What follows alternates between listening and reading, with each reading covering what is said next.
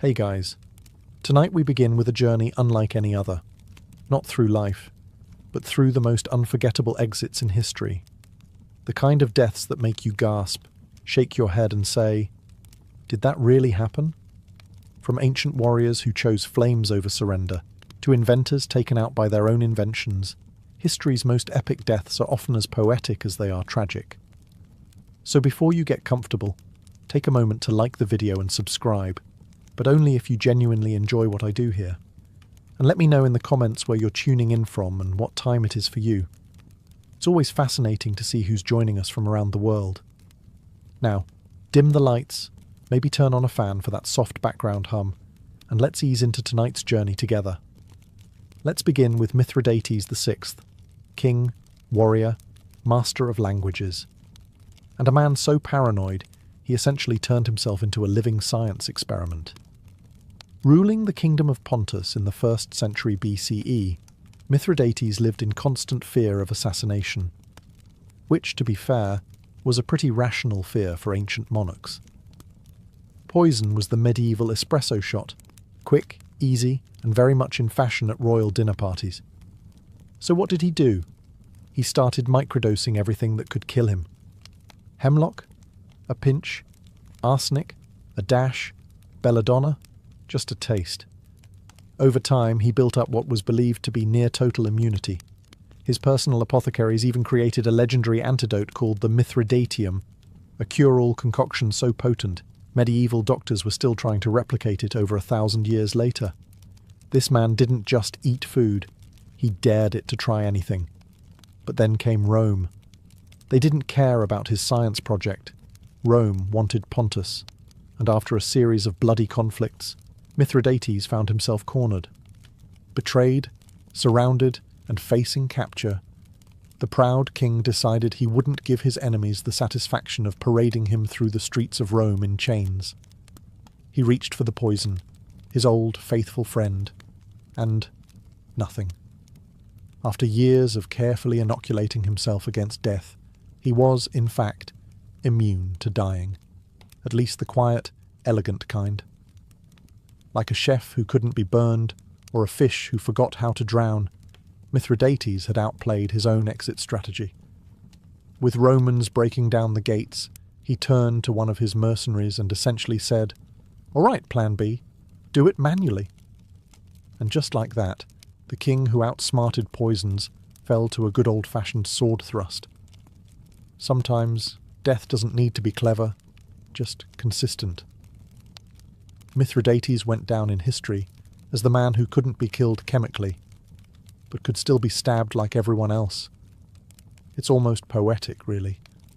A reminder that no matter how well you plan, fate always keeps a rusty blade nearby, just in case. Our next tale begins with a Viking, and like all good Viking stories, it includes beheading, bravado, and dental revenge. Meet Sigurd Eysteinsson, also known as Sigurd the Mighty, a Norse earl ruling over the Orkney Islands in the 9th century. Fierce in battle, proud of his conquests, and apparently not one for subtlety. Sigurd had a bit of a rivalry with a Scottish noble named Mael Brigte the Buck-Toothed, which, yes, is a real nickname, and yes, it will become disturbingly relevant. Tired of the back and forth, Sigurd challenged Brigte to a battle, each bringing 40 men. But Sigurd, in true Viking fashion, cheated. He brought 80. The math was not in Brigte's favour. The result? Total massacre. Sigurd beheaded Brigte in the chaos, and, in a bold move that can only be described as extra, tied the severed head to his saddle as a trophy on his victory ride home. This is where things go south. As Sigurd galloped through the countryside, feeling like a war god, Brigte's head bumped along beside him, swinging against the horse, and as fate would have it, one of Brigte's famously large teeth scraped Sigurd's leg. Just a scratch. Nothing to worry about, right? Wrong. This was the 9th century. There were no antibiotics, no neosporin, not even a bandage. The wound became infected. Sigurd fell ill, and within days, he died. That's right. He was killed by the tooth of a man he had already beheaded. Bright didn't win the battle, but he definitely won the grudge match. It's the kind of story that feels like it belongs in a myth. A warrior punished for arrogance, felled by the smallest, most ironic detail. A literal bite from the past.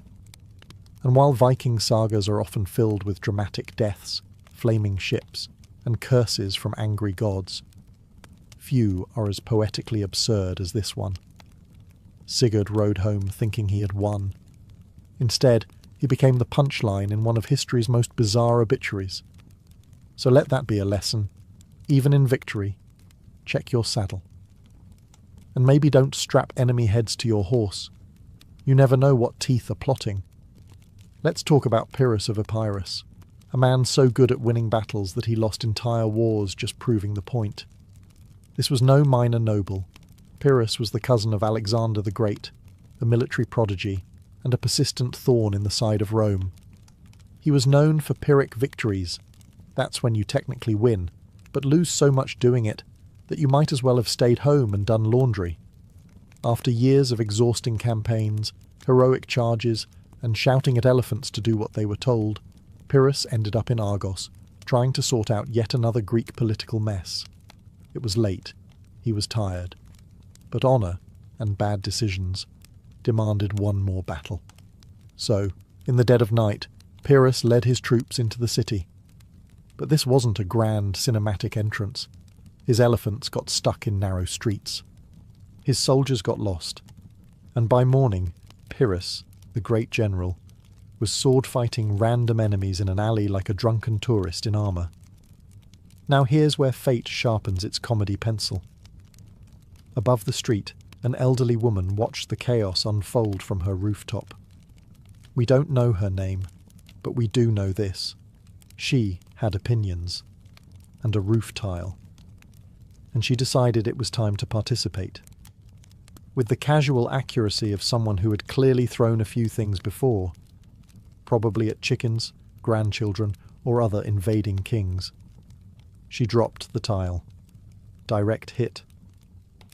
The ceramic shingle clonked Pyrrhus on the head. He fell to the ground like a sack of old turnips. One of the enemy soldiers, either confused or opportunistic, rushed over and finished him off. Just like that, the man who survived Roman legions, Macedonian politics, and his own ego, was taken out by a Greek grandma and basic building supplies. No epic final duel. No glorious charge. Just a fatal encounter with bad roof maintenance. There's no statue for the woman. No official medal for best use of architectural debris in urban combat. But honestly, there should be. And Pyrrhus. He became a cautionary tale, a reminder that no matter how big your army is, gravity always wins. Next up is Grigory Rasputin, the Russian mystic, healer, and beard enthusiast, whose death has become the gold standard for overkill. Now, Rasputin was a problem, not just politically, but cosmically. He was like that one guy at a party who won't leave, won't stop talking about his spiritual visions, and has somehow hypnotized the host's wife and all her friends. Only in this case, the host was Tsarina Alexandra of Russia, and the party was a crumbling monarchy. Naturally, the Russian nobility wanted him gone. Politely at first, but Rasputin didn't do subtle, so they moved on to murder. Plan A. Poison. They baked him a cake and poured enough cyanide into it to take out a village. Rasputin ate it, smiled, and asked for more. At this point, someone probably started sweating, so they moved to Plan B, shoot him, which they did, in the chest. Rasputin dropped. Success. They leaned in to confirm. Bad move. He sat up like a horror movie villain and started yelling. This is the part where someone definitely screamed and dropped a glass. So, Plan C, shoot him again, multiple times. He went down again, but still not quite done. Rasputin then crawled across the floor, allegedly trying to flee the palace. Because why not? It's not like bullets had ever stopped him before. By now, the assassins were running out of ideas.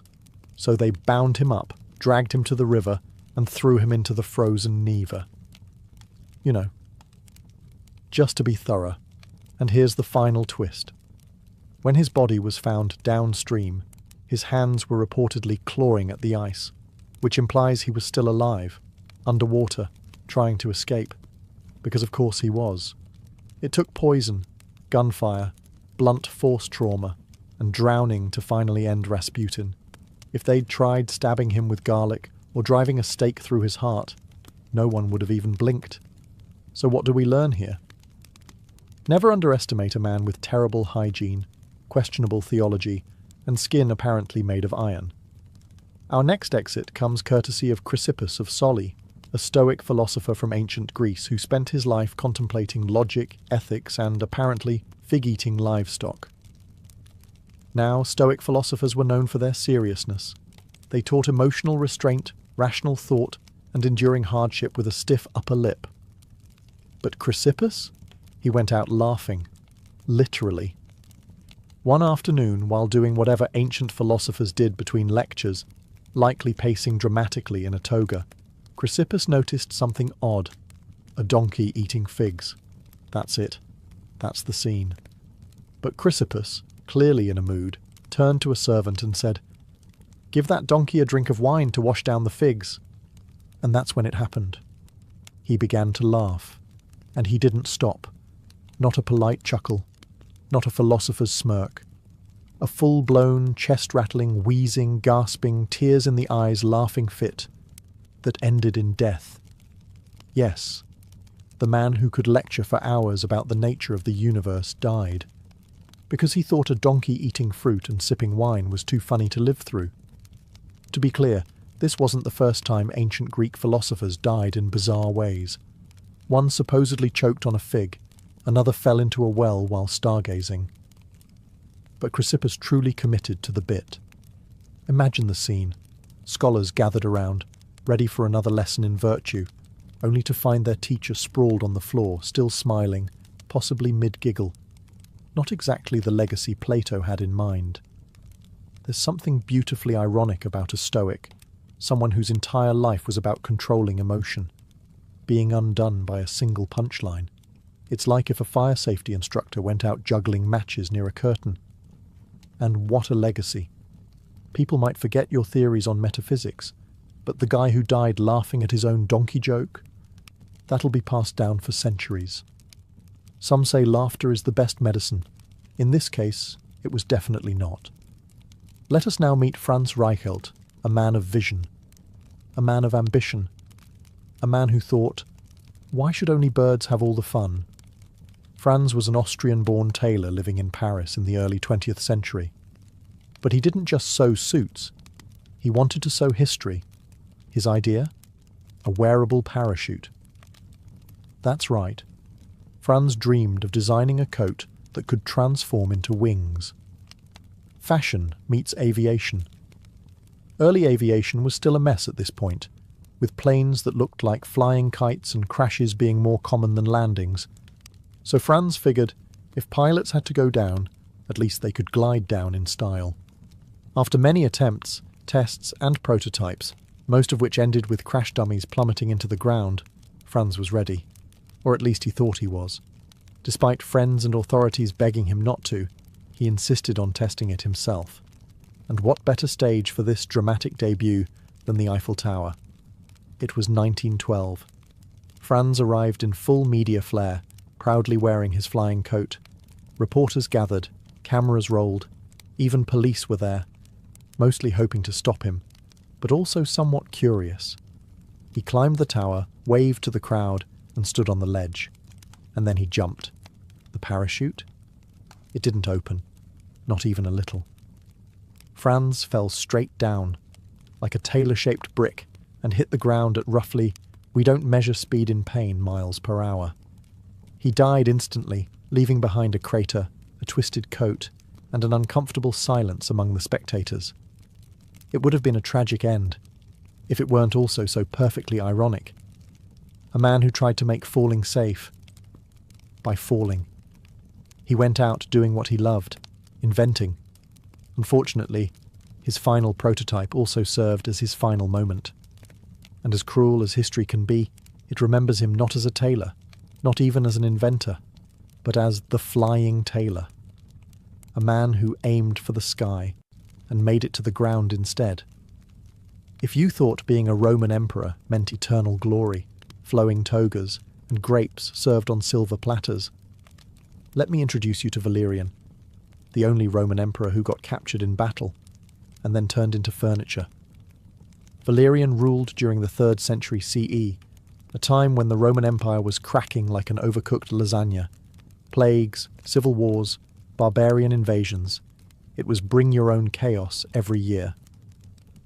Still, Valerian tried to hold it all together. One of his main challenges? The Persians, specifically a king named Shapur, who had absolutely no patience for Roman posturing. So Valerian gathered his army and marched east, determined to assert dominance. It did not go well. In the Battle of Edessa, the Roman army was obliterated, and Valerian was taken alive. A rarity back then. Capturing an emperor was like catching a unicorn in a bear trap. You'd think Shapur might ransom him or make a diplomatic power play. Nope. Shapur had a better idea. He used Valerian as a literal human footstool. That's right. Whenever Shapur mounted his horse, he had the former emperor brought out to kneel beneath his boots. Daily. Publicly. It's not just humiliation, it's humiliation with choreography. And just when you thought it couldn't get worse, it did. After years of this royal degradation, Valerian died in captivity. How? The sources disagree, but the most colourful version says Shapur had him skinned, stuffed with straw, and displayed as a war trophy in a Persian temple. A warning to Rome. A triumph for Persia. And, let's be honest, a taxidermist's worst day on the job. Rome, of course, was not pleased. They never officially acknowledged Valerian's fate. They acted like he just sort of disappeared. Probably sipping wine in retirement, right? Sure. But Valerian's fate stuck in the historical memory. A mighty emperor brought down by hubris, bad strategy, and a king with a very literal sense of humour. Say hello to King Adolf Frederick of Sweden, a monarch remembered less for ruling a nation and more for losing a duel with his own dinner. Adolf Frederick reigned during the 18th century, a relatively peaceful time in Swedish history. He wasn't known for waging wars, passing sweeping reforms, or writing philosophical treatises. No, he's famous for eating himself to death, and not metaphorically. This was not a poetic, devoured by ambition situation. This was a literal death by buffet. It was Fat Tuesday 1771, the last day before Lent. A perfect excuse to indulge. And King Adolf did not hold back. According to historical accounts, he consumed lobster caviar sauerkraut, smoked herring champagne, and 14 servings of his favourite dessert, semla. Now, if you've never had a semla, imagine a cardamom-spiced bun filled with almond paste and whipped cream, floating in warm milk. Delicious, fluffy, deceptively innocent. Unless you eat them 14 times in a row, in which case they become a Viking curse in pastry form. After this heroic effort, the king reportedly complained of stomach pains, which, let's be honest, is the politest way history could phrase what must have been a full-body rebellion. Shortly after, he died. Cause of death? Digestive problems, they said. In modern terms, we might file that under fatal food regret. Swedish citizens were understandably shocked. One minute you have a king, the next he's been outmaneuvered by a dessert. Not an assassin, not a rebellion, not a duel. Cream and almonds. There's something bizarrely poetic about it. A king, indulging himself one last time, taken out by the very luxury that defined his life. The royal court tried to keep it dignified.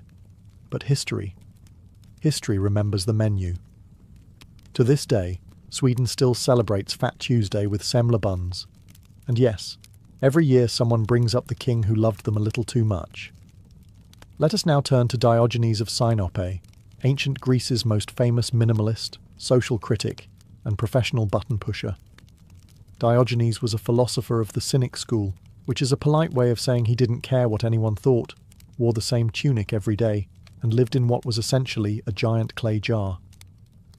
He believed in living a life free of possessions, social expectations, and personal shame, and he practiced what he preached, publicly, loudly, sometimes indecently. So how did this crusty legend meet his end? Well, ancient sources disagree, which is always a red flag in historical storytelling. But one of the most entertaining accounts claims that Diogenes died by holding his breath. Yes, voluntarily, as in, I'm done with the world. Let me just not inhale again. Some say it was an act of willpower, a final mic drop in a life dedicated to rejecting society. Others suspect he was just really stubborn and possibly trying to prove a point about controlling his own destiny. Now, to be fair, there are other reported causes of his death. One version says he died from eating raw octopus. Another claims he was bitten by a dog, which, given his love for canine metaphors, feels a little too poetic. But the breath-holding theory? That one stuck. Probably because it's just so Diogenes. This was a man who once walked through the streets at high noon with a lantern, claiming he was searching for an honest man. A guy who told Alexander the Great, the most powerful man on earth, to move aside because he was blocking the sun. So yes, choosing to stop breathing because you're simply done with people fits the brand. And the best part, people respected it. The same society he mocked, challenged and rejected ended up honouring him with a public tomb. Turns out, being a curmudgeon with excellent one-liners gets you remembered. Diogenes died the way he lived, dramatically, weirdly, and completely on his own terms. Now we come to Marcus Licinius Crassus, a man so wealthy, he made other Roman millionaires feel like part-time pottery vendors. Crassus wasn't just rich, he was obscenely rich. He owned silver mines, real estate, slaves, fire brigades. Yes, he owned fire brigades, which he sent to burning buildings and offered to help if you sold him the property first. Real estate shark, Roman edition. But he wanted more. Not just gold, glory. He'd already made money. Now he wanted to be remembered like Caesar or Pompey, the kind of man who conquered something larger than a tax loophole. So, in 53 BCE, Crassus decided to invade Parthia, Rome's wealthy eastern neighbour. Think of it as Rome's version of, "Hold my wine, I got this." It was a disaster. He underestimated the Parthians, who had terrifying archers, expert cavalry, and very little interest in being conquered. Crassus walked his army deep into the desert and right into a trap. Thousands of Roman soldiers were massacred. His son was killed. Morale collapsed faster than a Roman aqueduct during budget cuts, and eventually Crassus was captured. Now, the Parthians knew who he was. They'd heard the legends. The richest man in Rome, a man obsessed with wealth, practically a walking coin purse. So as a parting gift, they executed him by pouring molten gold down his throat. You read that correctly. The richest man in Rome died choking on liquid wealth. It was less an execution and more a performance piece. A brutal theatrical message. You wanted gold? Here, take it. All the way to your lungs. Some say it's myth. Others say it's exaggerated. But even if it wasn't exactly how he died, the story spread like wildfire across Rome. And that's the thing with history. Sometimes it prefers poetic justice over boring truth. Crassus's golden demise became a cautionary tale, not just about greed, but about hubris, about flying too close to the sun while holding a bag of coins. If you've ever heard the phrase, "I am Spartacus," know that behind the meme and movie moment lies a man who quite literally fought until no one was left standing, including himself. Spartacus wasn't born a hero. He was a Thracian soldier, captured by Romans and tossed into the brutal, unforgiving world of gladiator schools, which were less Hogwarts for fighters and more daily beatings with occasional bread. He trained, he survived, and then he rebelled. In 73 BCE, along with about 70 fellow gladiators, Spartacus escaped using kitchen knives and whatever else wasn't nailed down. Within weeks, They had defeated Roman patrols and gathered thousands of runaway slaves and outcasts. It became a movement, a full-blown slave uprising, right in the heart of Rome's pride. For 2 years, Spartacus led this rebel army.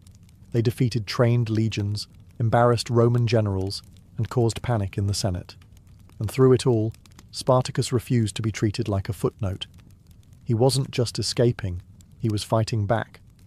But the Romans, unsurprisingly, don't enjoy being humiliated for long.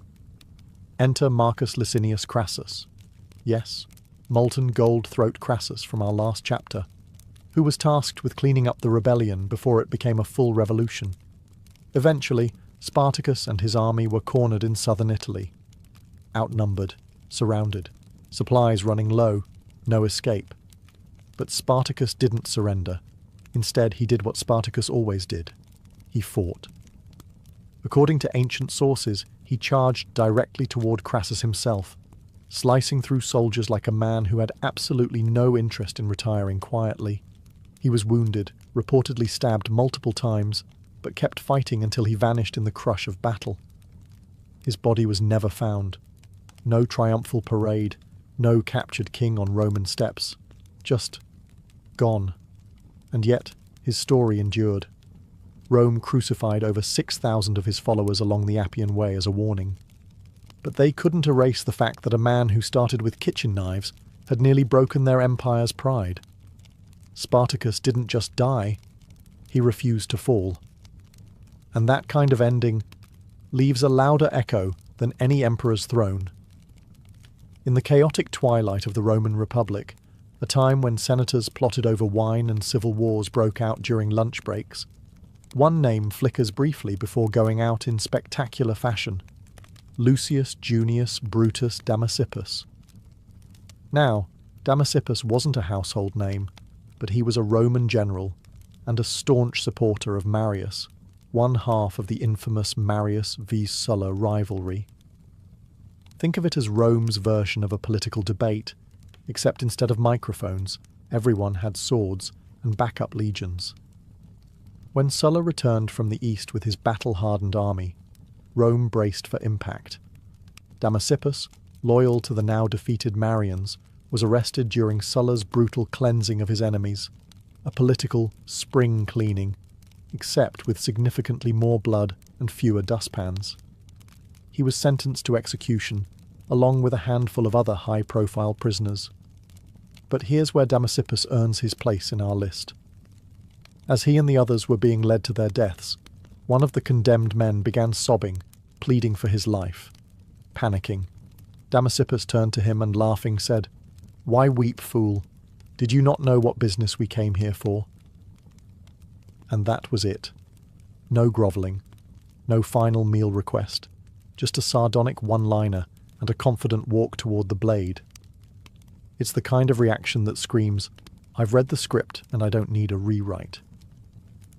In an age when last words could be poetic, desperate, or full of regret, Damasippus chose dry sarcasm. He faced death like it was a dull committee meeting, mildly inconvenient, but nothing worth losing your dignity over. Was he a great general? Perhaps not. Did he change history? No. But he went out with more composure than most emperors, kings, or philosophers. And sometimes in history that's enough. He faced the end, not with fear, but with a shrug, a joke, and impeccable timing. If history had a most likely to be assassinated by lunchtime yearbook, Caligula would have been on the cover, in full laurel crown. Smiling, born Gaius Julius Caesar Germanicus, he started out promising. The Roman people loved him, the army adored him. He was the son of a war hero, raised in the imperial palace, and for a brief moment in 37 CE, he looked like Rome's golden boy. Then, the cheese slid entirely off the cracker. Caligula's reign spiraled into a fever dream of paranoia, delusion, and performance art-level governance. He declared himself a god, demanded to be worshipped as such, and, famously, appointed his horse, Incitatus, as a senator. Now, to be fair, the horse never attended a session, but he had a marble stable, a jewelled collar, and, allegedly, better table manners than most of the Senate. Caligula executed senators for blinking suspiciously, made war declarations on Poseidon, yes, the sea god, and once ordered his army to collect seashells as war trophies. This wasn't just madness. It was creative madness. Eventually, even his closest guards got tired of dodging his daily whims. His behaviour was unpredictable, his punishments theatrical, and Rome was tired of being ruled by a man who thought reality was optional. So, in 41 CE, a group of conspirators led by members of the Praetorian Guard, his own security detail, decided it was time for a performance of their own. They cornered him in a corridor beneath the palace. No speeches, no poetic farewells, just stabbing. Lots of it. One source says over 30 wounds were inflicted. That's not an assassination. That's a strongly worded group project. His body was dumped in a shallow grave. No honours, no state funeral, just the end of a man who once tried to replace statues of gods with statues of himself. And yet, Caligula is still remembered. Not for wisdom or reform, but for turning Rome into a circus and ruling it like a fever dream. He died as dramatically as he lived, surrounded by blades, betrayed by his own, and probably thinking, my horse could have run this place better. And, honestly, he might have been right. Few people in history have had a death as weirdly specific and wine-themed as George Plantagenet, Duke of Clarence.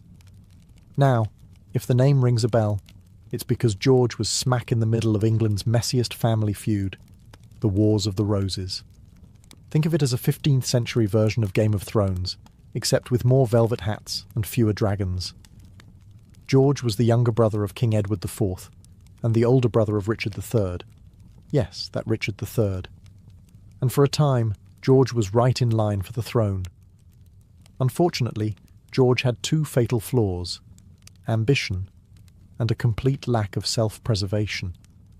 He switched sides in the Civil War more than once, plotting rebellions, aligning with whoever looked strongest that week, and making enemies faster than a medieval tax collector. Eventually, King Edward, tired of George's constant backstabbing, sometimes literal, had him arrested for treason. Now, Edward faced a problem. How do you execute your own brother without making it look like a PR nightmare? Enter the weirdest royal death solution in English history. According to chroniclers, George was given a choice in how he'd like to die, and he supposedly picked being drowned in a barrel of Malmsey wine. Let that sink in. Not gallows, not axe, not even a respectable poisoning. A wine barrel, full of it, as if he wanted his obituary to read, "Died doing what he loved." Was this poetic? Ironic? A joke that went too far? Historians still argue about whether it really happened, or if it was a satirical flourish added later. But the image stuck. And honestly, even if it's exaggerated, it feels like something Clarence would have requested. Messy, extravagant, and mildly ridiculous. He was buried in Westminster Abbey, probably stone-cold sober by then, and largely forgotten except for the rather splashy nature of his demise. So if you ever feel like your family has drama, just remember, at least no one's been accused of treason, sentenced to death by wine barrel, and turned into England's most drinkable cautionary tale. Now that's a vintage ending. To close out our journey of legendary exits, we arrive at a tale that proves brilliance is no defence against bad timing. The death of Archimedes, the greatest mind of ancient Greece, tragically felled by a guy who did not care about geometry. Archimedes was a mathematician, engineer, inventor. Basically the kind of guy who could glance at a puddle and discover fluid mechanics. He invented levers, pulleys, war machines, and once reportedly defended the city of Syracuse with giant mirrors that reflected sunlight to set Roman ships on fire. Whether or not that last bit is true, the man was undeniably sharp. Unfortunately, what he wasn't was social. In 212 BCE, the Romans finally captured Syracuse after a long and brutal siege.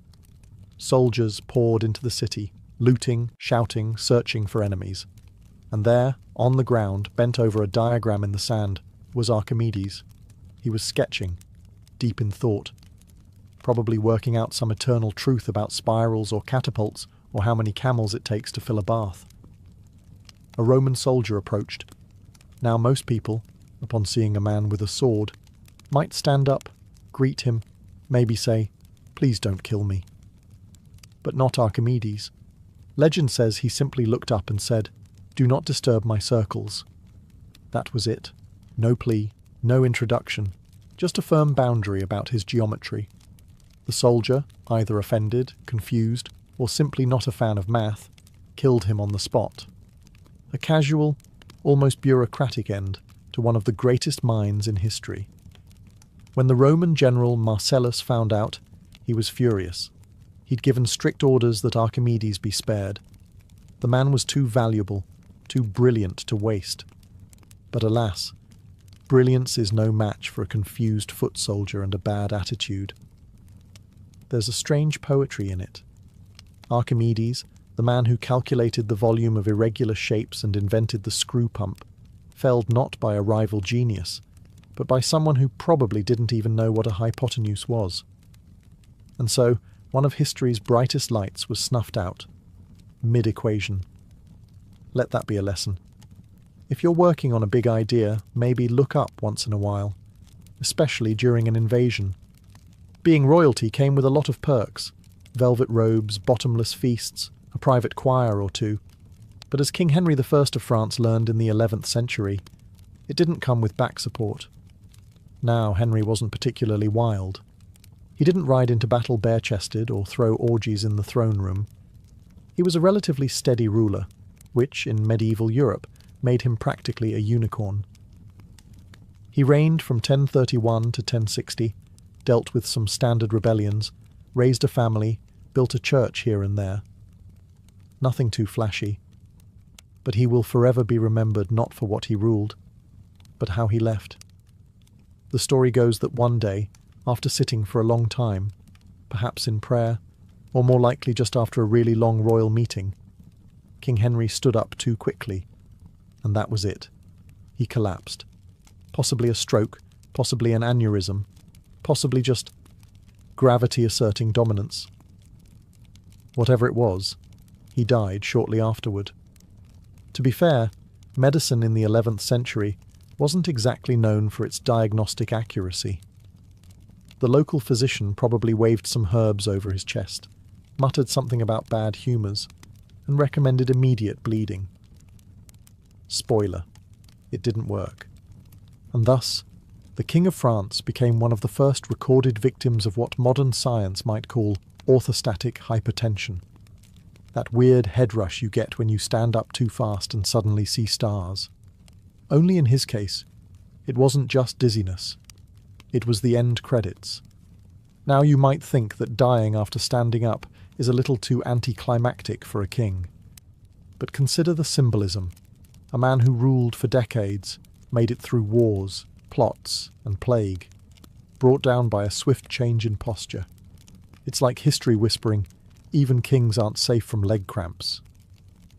In medieval Japan, where honour was often measured in sword strokes and dramatic exits, Sesshu Toyo chose a quieter legacy, one made of ink, silence, and extraordinary patience. Born in 1420, Sesshu was raised in a temple, trained as a Zen monk, and, like most monks, expected to follow a life of meditation, humility, and sweeping floors. Except Sesshu had a problem. He loved to draw. Constantly. Obsessively. Especially when he wasn't supposed to. There's even a famous story that as a child, when punished and tied up for neglecting his duties, he used his toe to draw a mouse on the floor so lifelike that the monks were reportedly startled. That's right. His detention doodles had jump scares. Sesshu later travelled to China to study ink painting at its source. He returned to Japan with a style so bold, fluid, and emotionally charged that it changed Japanese art forever. Landscapes that looked like they were breathed onto the page, mountains that seemed to hover in mist, trees with more personality than most dinner guests. He grew old, painting nature and emptiness, classic Zen themes. But unlike the samurai of his age, who often died dramatically in battle or ritual suicide, Sesshu simply kept painting. And when his time came, he faced death as he faced life, with a brush in hand.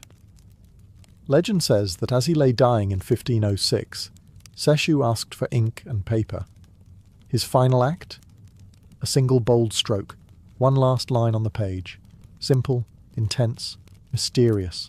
No signature, no explanation, just a brushstroke to mark the exit, as if to say, this is enough. He didn't die in a sword fight. He didn't poison himself under a cherry tree. He simply painted until the end, and let the ink speak where words never could. A quiet death, but an epic one if you understand what it means to leave behind a masterpiece in silence.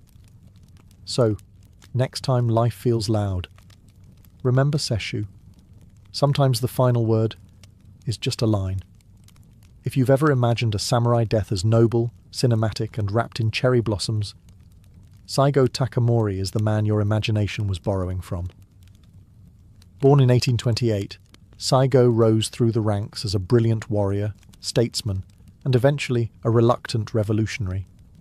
He helped lead the Meiji Restoration, which modernized Japan, abolished the feudal system, and unfortunately made samurai about as useful as a fax machine in a smartphone world. Many samurai adapted. Saigo did not. As reforms swept through Japan, banning swords, samurai stipends, and everything else that rhymed with tradition, Saigo became the quiet face of discontent. And in 1877, when the Satsuma Rebellion ignited, he stood at the front. It was supposed to be a protest. It turned into a war. Saigo, with a few thousand die-hard warriors, marched against the Imperial Army, a force now armed with rifles, artillery, and significantly fewer nostalgic ideals. For months they fought, outnumbered, outgunned, undeniably doomed. And still, Saigo refused to retreat. Eventually, at the Battle of Shiroyama, the final stand came. Surrounded, wounded, and watching his army crumble, Saigo turned to his remaining men. What followed is still debated. Did he commit seppuku, the ritual suicide of a samurai? Or was he too injured and asked a loyal follower to end it quickly? Either way, he died with his sword beside him, facing the future he helped build, but no longer belonged to. Japan mourned him, then immediately made him a legend. The government that defeated him eventually pardoned him posthumously, raised statues in his honour, and began telling schoolchildren how noble he was, as if they'd never aimed cannons at him in the first place. Saigo became the perfect tragic symbol, the man who fought for honour in a world that had moved on. Sometimes, you don't need to win to become immortal. You just need to lose like a legend. Jesse James wasn't just an outlaw. He was the poster child for American rebellion, the guy with a pistol in one hand and a train schedule in the other. Born in 1847 in Missouri, Jesse James started out as a Confederate guerrilla fighter, robbing Union soldiers and burning things that didn't belong to him. After the war, he figured, why stop now? And upgraded from rebel to full-time legend, leading the James Younger Gang on a decade-long crime spree of bank heists, stagecoach stick-ups, and train robberies across the American Midwest. To the newspapers, he was a hero. To the banks, a nightmare. To most lawmen, a walking target with a bounty big enough to cause trust issues in any friend group. Which brings us to Robert Ford, Jesse's so-called friend and gang member, who had recently been promised a pardon and a $10,000 reward for helping bring Jesse in. Dead or alive. In April 1882, Jesse James was hiding out in St. Joseph, Missouri, living under an alias. Robert Ford and his brother were staying with him, like roommates, but with more loaded weapons and fewer boundaries. On the morning of April 3rd, Jesse took off his guns, rare, and stepped up on a chair to dust a framed picture on the wall. A domestic moment. A little too peaceful. Ford took out his revolver, aimed at Jesse's back, and shot him in the head. Mid-sentence, mid-movement, mid-dusting. The legend of the Wild West fell from a chair with a household chore unfinished. which feels, somehow, both epic and incredibly mundane. Robert Ford expected to be hailed as a hero. Instead, he was widely despised. The public didn't love Jesse because he was good. They loved him because he was bold, and killing him like that? It wasn't brave, it was convenient. Jesse James died not in a blaze of gunfire or a dramatic shootout, but in his socks, betrayed by a man drinking his coffee. Sometimes history isn't a duel at high noon. Sometimes it's just someone who turned their back, and someone else who couldn't resist the reward. If you've never heard of Isambard Kingdom Brunel, just know this. He wore a top hat, built half of Victorian Britain, and had a name that sounded like it should come with its own locomotive. Born in 1806, Brunel was the kind of genius who sketched bridges during breakfast and casually redefined what an impossible project looked like. He built tunnels under rivers, suspension bridges over valleys, and trains that moved faster than common sense allowed. But his biggest dream? Ships. Big ones. Really big ones. In the mid-19th century, Brunel designed the SS Great Eastern, a steamship so massive it made other vessels look like bath toys. It was over 700 feet long, powered by both paddle wheels and a screw propeller, and designed to sail from England to Australia without refuelling. It was also, unfortunately, cursed from the start.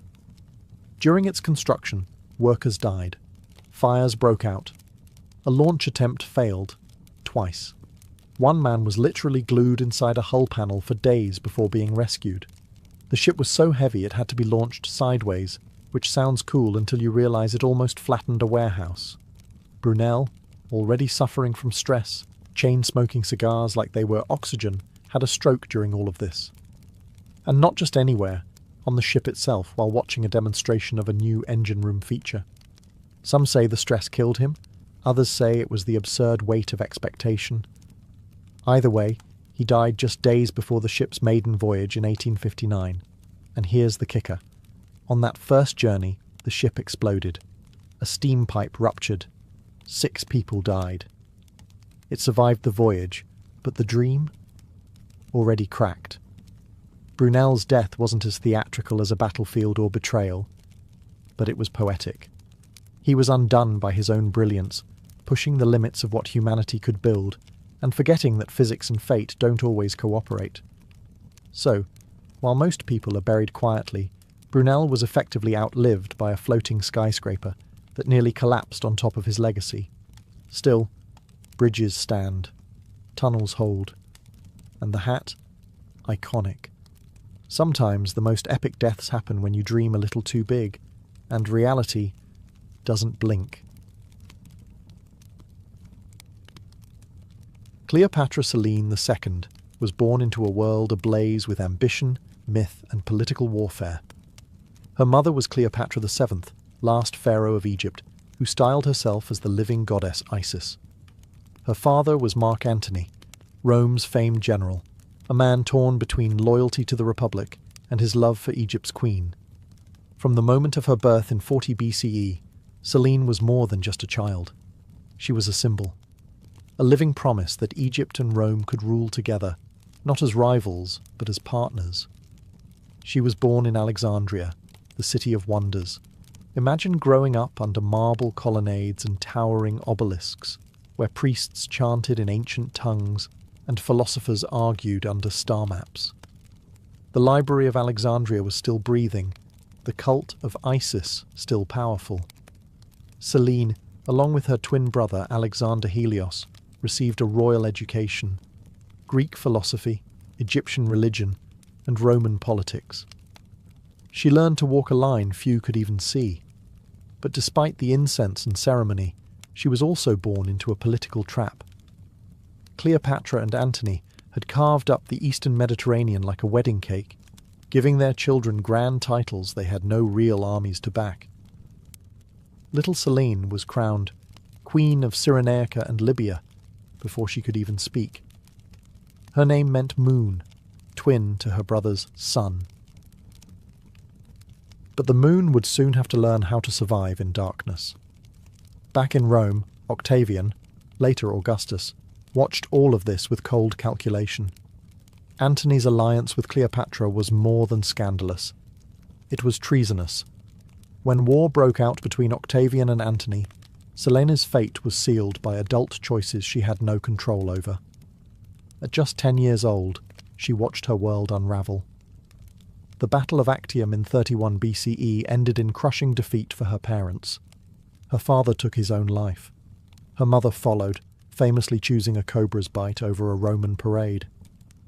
And then, everything changed.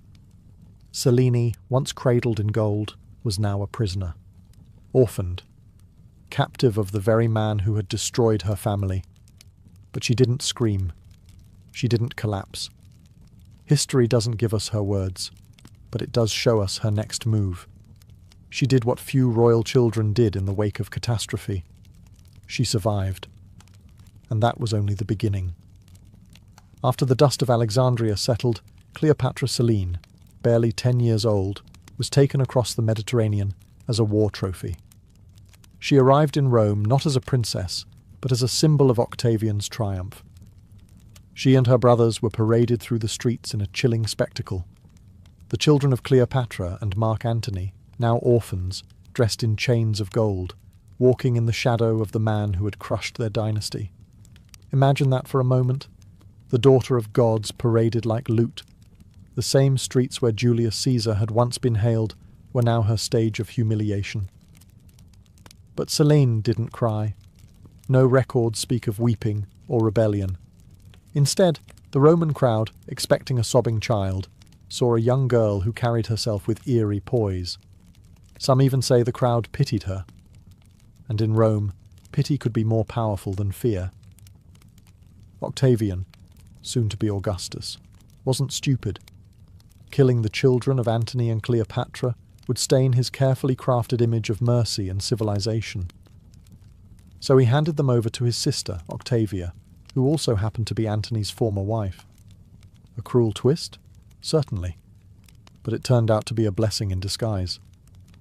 Under Octavia's roof, Selene was given education, protection, and, surprisingly, a second chance.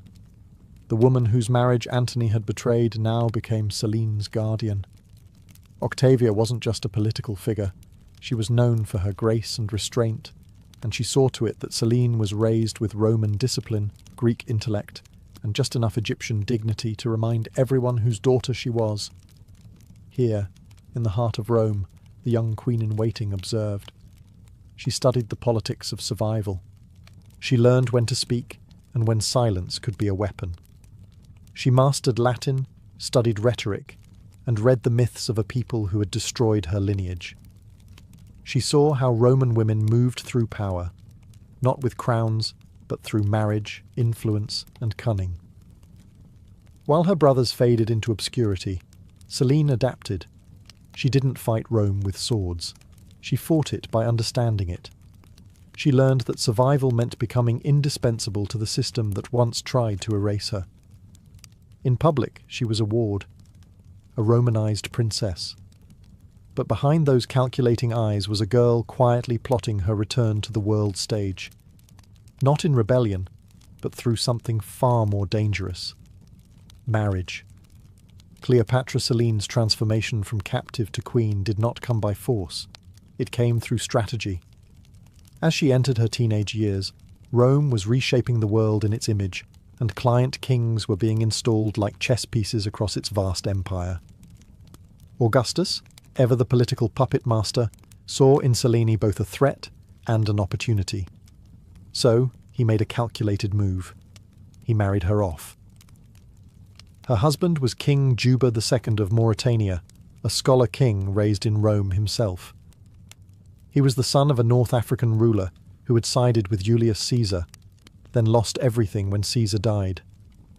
Like Selene, Juba had been paraded as a child captive and raised in the house of Octavia. He was intelligent, well-mannered, and Roman to the bone. In essence, he was a safe investment for Augustus, a king loyal to Rome, but foreign enough to rule its distant provinces. The marriage was more than a union. It was a diplomatic masterpiece. Two royal children of conquered empires, both brought to Rome as trophies, now paired together as rulers of a kingdom they didn't ask for. And yet, it worked. Selene became Queen of Mauritania, modern-day Algeria and Morocco, a land rich in culture but politically unstable, and she ruled not as a puppet but as a monarch with vision. Together, Selene and Juba transformed their capital city, Iole, renaming it Caesarea in honour of Augustus. But it wasn't just a name change. Under Selene's influence, the city bloomed into a vibrant blend of Egyptian opulence, Greek art, and Roman engineering. Temples rose, libraries were built, coins were minted bearing her image, wearing the solar crown of Egyptian royalty, subtle perhaps, but a powerful nod to her ancestry. Selene wasn't just playing queen, she was leaving her mark on an entire region. While Juba focused on diplomacy and writing, he fancied himself a historian and geographer. Selene brought statecraft. She managed trade, patronised the arts, and infused the kingdom with a hybrid identity that was unmistakably her own. Here, far from Rome's shadow and Alexandria's ruins, Cleopatra Selene didn't just survive, she thrived. Her life, once shattered by politics and bloodshed, had become something rare in the ancient world, a tale of quiet reclamation. She was no longer a symbol. She was a sovereign, and she wasn't finished yet. Cleopatra Selene was not content to be a ceremonial figure or a quiet consort to Juba II. She had been born into empire, tutored by tragedy and sharpened by humiliation. Now, with a throne beneath her and a kingdom at stake, she brought forth something Rome had never quite seen, a queen who blended three civilizations into one vision. Mauritania had always been a cultural crossroads. Berber tribes, Phoenician traders, and Carthaginian ghosts haunted its coasts. But under Selene, this mosaic became deliberate. She didn't impose Egyptian dominance, nor did she bow entirely to Roman tastes. Instead, she fused them, cleverly and intentionally. She oversaw the building of massive public works, harbours, temples, markets. Roman aqueducts snaked through cities that echoed with Egyptian symbolism. Statues of Isis stood near Roman forums. Greek theatres thrived alongside African-style craftsmanship. The result wasn't confusion, it was harmony. A kingdom that felt ancient and modern at once, loyal to Rome, but uniquely its own. And through it all, Selene remained visible. This was rare for a queen in a client kingdom. She appeared on coins, not behind her husband, but beside him, wearing royal regalia that harkened back to Ptolemaic queens. The solar disk, the vulture crown, symbols of divine rulership. These were quiet declarations.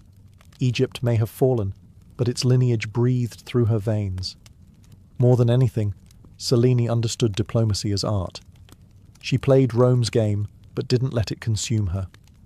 She hosted emissaries, managed grain exports, and reportedly had a hand in the kingdom's taxation policies, especially in cultivating wealth through trade with the Mediterranean. Mauritania, under her watch, became a valuable Roman ally, not because it bowed low, but because it worked efficiently and profitably. And while Rome's upper classes whispered of her exotic bloodline and the legacy of her infamous mother, Selene gave them nothing scandalous to pounce on. No affairs, no uprisings, just progress, balance, and quiet dominance. Yet, even in her success, the memory of Alexandria lingered. The collapse of her dynasty, the cobra in the basket, her father's sword, it never left her. But instead of reviving that fallen legacy, she encoded it into her rule. Her kingdom became a sanctuary of synthesis. She did not rebuild Egypt. She reimagined it, thousands of miles away, on Berber soil. And in doing so, she made Mauritania a dynasty of her own. Cleopatra Selene had always lived in the in-between. She was Egyptian by blood, Roman by upbringing, and now North African by throne. Yet rather than choosing one identity, she mastered all three. She was a daughter of Isis, but also a Roman matron. a Hellenistic intellectual, but a ruler of desert tribes. In every role she played, she was both, and more. But this duality wasn't just a clever trick of politics. It was survival. Selene knew what happened to women who leaned too far into ambition. Her mother had done so, and died as a villain in Roman eyes. She knew Rome admired docility in its queens, not daring. So she walked a tightrope, always regal, always composed. She didn't court scandal. She courted influence. One of her sharpest tools was symbolism. On Mauritanian coins, her image was more than decorative. She revived the solar crown of the Egyptian pharaohs and paired it with Roman styles. Laurel wreaths, togas, Latin inscriptions. These coins circulated across Africa and the Mediterranean, quietly reminding traders, nobles and Roman officials alike. The blood of Cleopatra still ruled, and her influence went beyond aesthetics. Selene encouraged religious fusion. The cult of Isis was permitted to flourish in Mauritania, but so were Roman deities like Jupiter and African spirits local to the region. This wasn't religious tolerance, it was political cohesion. She understood what Augustus had done in Rome, unite a diverse people through a shared pantheon. Now she did the same, subtly, in her own kingdom. Yet for all her elegance and poise, Selene was never just a background figure to her husband. Contemporary accounts and archaeological evidence suggest she played a crucial role in court decisions. Some historians believe she even governed in Juba's absence, issuing edicts, managing grain fleets, and settling tribal disputes. She wasn't just a queen. She was a partner in power. And perhaps most remarkably, she did all this without war. Cleopatra Selene's reign was defined by stability, something rare in the ancient world, and even rarer for a woman of her lineage. She didn't need to conquer lands. She conquered imaginations. In Rome, she had once been paraded as a prize. Now, she was a sovereign whose name commanded respect from senators and merchants alike. Not through fear, but through intelligence. A queen who had every reason to burn with vengeance, yet chose strategy instead. As Cleopatra Selene II settled into her role as Queen of Mauritania, her most lasting legacy began to take shape, not in marble or coin, but in the form of her son, Ptolemy of Mauritania. Born into this carefully balanced dynasty, Ptolemy was the final thread of a once glorious bloodline that stretched from Macedonian conquerors to Egyptian gods. Through him, Selene hoped to secure the continuity of everything she had rebuilt from ruin. She raised him not merely as a prince, but as a living synthesis of empire. Ptolemy's education was elite, befitting someone with blood ties to both Julius Caesar and the Ptolemies. He learned Latin law, Greek philosophy, and Egyptian religious customs. And most importantly, he learned diplomacy from the best possible teacher, his mother. Selene likely saw herself in the boy. Like her, he was born into a political chess game. Like her, he would have to survive in a world where lineage could be both a crown and a curse. But unlike her, Ptolemy had the benefit of stability, of growing up in a kingdom his mother had already moulded into a sanctuary of balance. Yet Selene wasn't naive. She had seen how quickly dynasties fall when heirs grow soft or reckless, so she prepared him. Not with swords, but with the tools of negotiation, politics, and culture. She ensured he would be fluent in the languages of power, literally and figuratively. But perhaps most fascinating is that Selene never tried to resurrect Egypt through her son. She knew better. The world had changed. Augustus ruled with iron control, and any attempt to revive old claims would be crushed. Instead, she quietly embedded Egypt into Mauritania's soul, through temples, imagery, customs, and passed that subtle legacy to Ptolemy. Her plan worked, at least for a time. Ptolemy eventually succeeded his father and ruled as king in his own right. Rome tolerated him, respected him, even granted him honorary consulship. He was treated like a prince of the blood, because that's exactly what he was. Through Ptolemy, Selene had done what her parents couldn't. She ensured the survival of their line without bloodshed. Her child wasn't a symbol of defeat, but of adaptation. and through him, her silent empire endured just a little longer.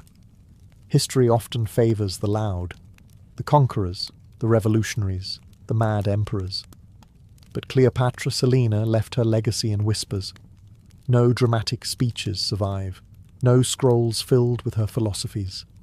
And yet, her fingerprints are everywhere, in the coins, the cities, the policies, and the quiet survival of a once-doomed dynasty.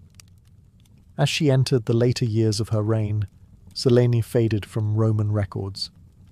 Some historians interpret this silence as political erasure. Others believe it was by her design.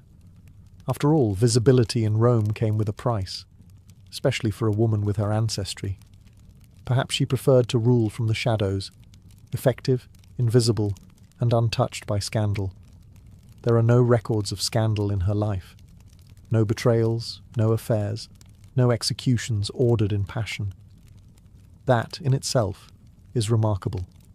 Selene navigated a world defined by male egos, shifting alliances and cultural prejudice without once giving her enemies a foothold. She understood power not as something to flash, but to wield subtly. And perhaps that subtlety was her revenge. One of her most powerful acts may have been the absence of vengeance. Unlike her mother, she never sought to reclaim Egypt. She didn't challenge Augustus or agitate against Rome.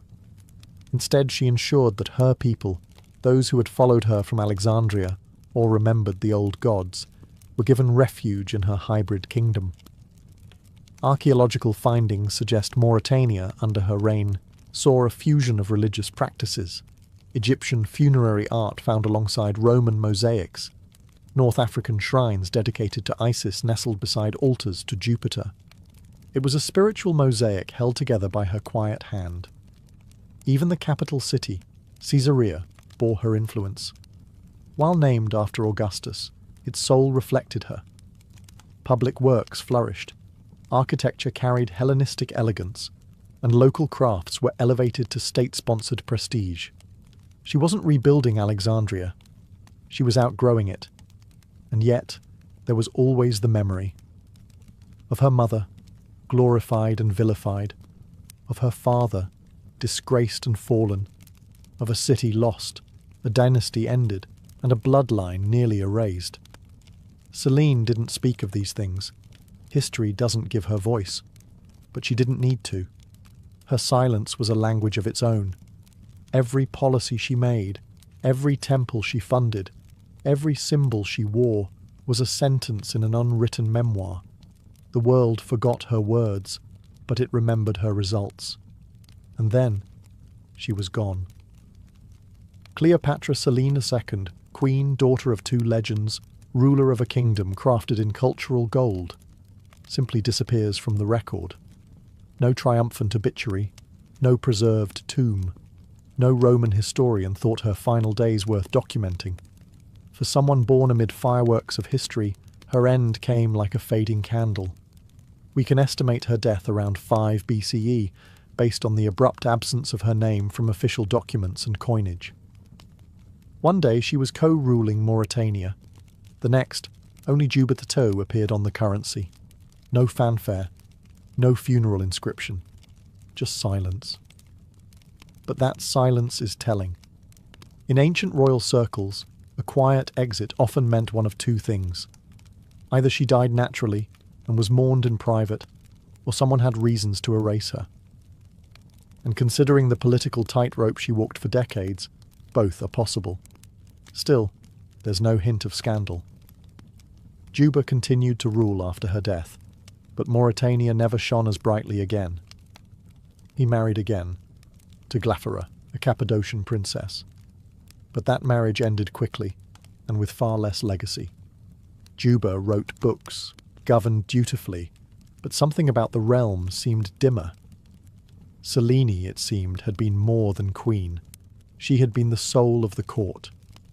Her son Ptolemy took on the mantle after his parents, but even he would meet a tragic end, executed in Rome by Emperor Caligula decades later, for reasons still debated.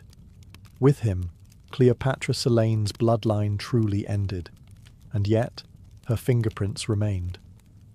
Coins bearing her crowned image continued to circulate. Egyptian cults she had supported lived on in North Africa for centuries. The cities she shaped, like Caesarea, became hubs of trade and learning under Roman rule. Her legacy endured, not in thunderclaps, but in the long, slow turning of civilization. She had no epic tomb, but she built a kingdom. She left no famous speeches, but her policies changed lives. She raised no armies, but she conquered the chaos left by her parents and turned it into order. Cleopatra Selene vanished from the page, but only because she had already etched herself into the fabric of empire. And maybe that was her final act of brilliance, to vanish not as a victim of history, but as its architect. Cleopatra Selene II may have died in silence, but her story didn't end there. Her legacy lived on through her son, Ptolemy of Mauritania, a prince who embodied centuries of ambition, myth, and survival. He was the last known descendant of the Ptolemaic dynasty, the final living echo of Alexander the Great's generals and Egyptian pharaohs. Raised in the polished world his mother helped build, Ptolemy inherited not just a kingdom, but a delicate political legacy. He was young, wealthy, and Romanized, fluent in Greek, Latin, and diplomacy. His reign in Mauritania, though not as transformative as his mother's, was marked by continued prosperity and loyalty to Rome. But he walked a dangerous line, a client king with royal blood too grand for Rome to ignore. Initially, he played his role well. Augustus had granted him the rank of Roman senator, and later emperors welcomed him at court. He was praised for his wealth, his generosity, and his elegant lifestyle. The man wore purple, as was his right, and dined with emperors. But with every nod of favour came a whisper of envy. Ptolemy had what many Roman nobles feared, ancient legitimacy, and Rome, especially under unstable rulers, never trusted legacy. His downfall came under Caligula, the notoriously erratic emperor. Ptolemy visited Rome around 40 CE, reportedly dressed in regal splendour, perhaps too much for Caligula's fragile ego. According to ancient sources, Caligula said, "There is only room for one king in Rome." Soon after, Ptolemy was executed. No trial, no war, just sudden erasure. With his death, the dynasty of Cleopatra, of Alexander, of Isis herself, was finally extinguished. The bloodline that once ruled the most learned city on earth ended not with a battle or rebellion, but a paranoid emperor's whim. But Ptolemy's death, like his mother's, didn't erase their influence. Mauritania was annexed and reorganized into a Roman province, but it carried the blueprint Selene had drawn: cities, temples, hybrid traditions. Even in death she shaped the land. And though Rome tried to bury the dynasty, it never quite succeeded. The Ptolemies became myth. Cleopatra Selene, once paraded as a spoil of war, had outlived her enemies through legacy, culture, and her son's brief but glittering flame. The last Ptolemy fell, but the world he inherited still bore her name, her symbols, and her silent strength.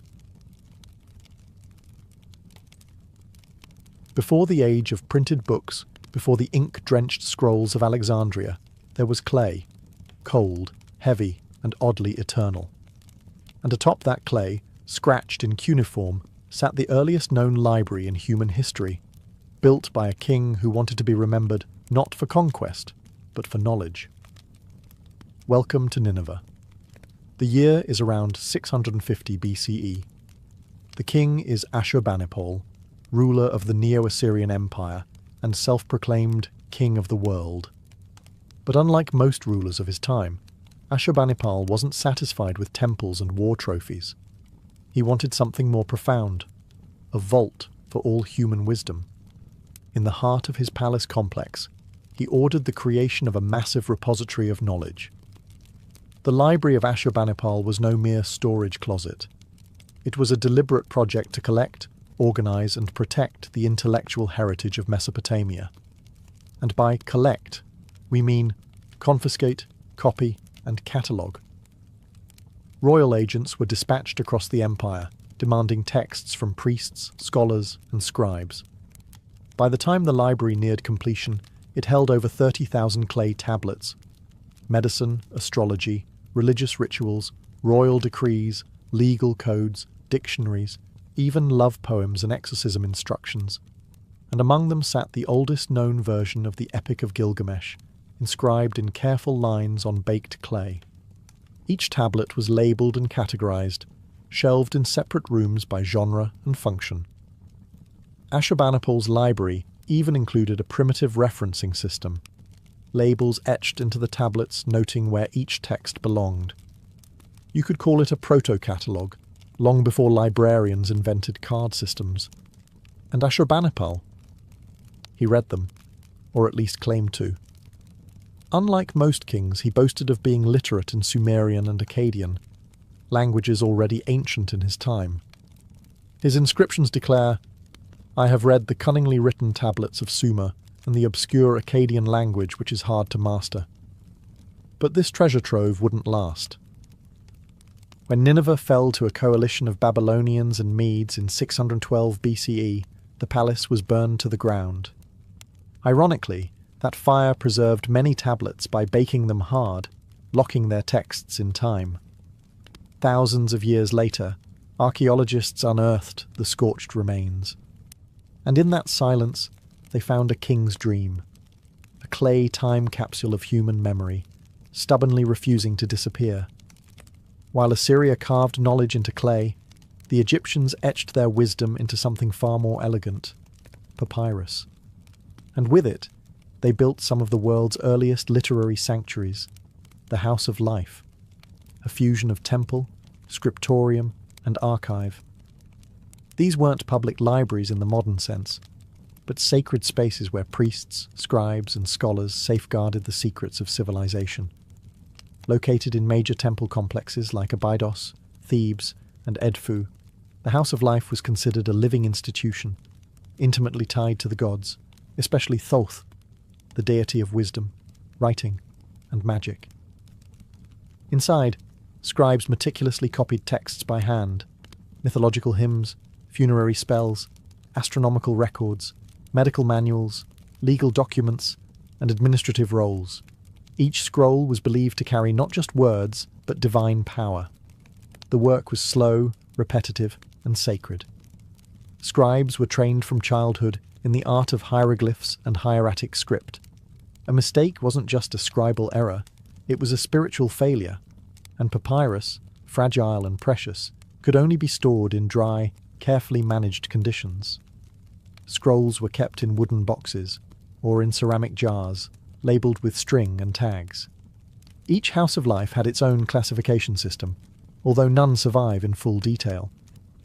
Perhaps the most famous example was at Per-Ankh in Thebes, where royal medical texts were copied and preserved for generations. It's likely where the Ebers Papyrus, an ancient Egyptian medical treatise filled with remedies, incantations, and surgical guidance, was produced and transmitted. But access to these libraries was highly restricted. They were not places of public enlightenment, but elite workshops for priests and royal advisors. Knowledge in Egypt was power, and power was guarded jealously. What you knew could determine your social rank, your religious role, or your fate in the afterlife, especially when your knowledge included spells from the Book of the Dead. And yet, these institutions served as bridges, linking one generation of scribes to the next, preserving Egypt's cultural identity through conquest, drought, and dynastic change. When invaders came, Persians, Greeks, Romans, the houses of life faded.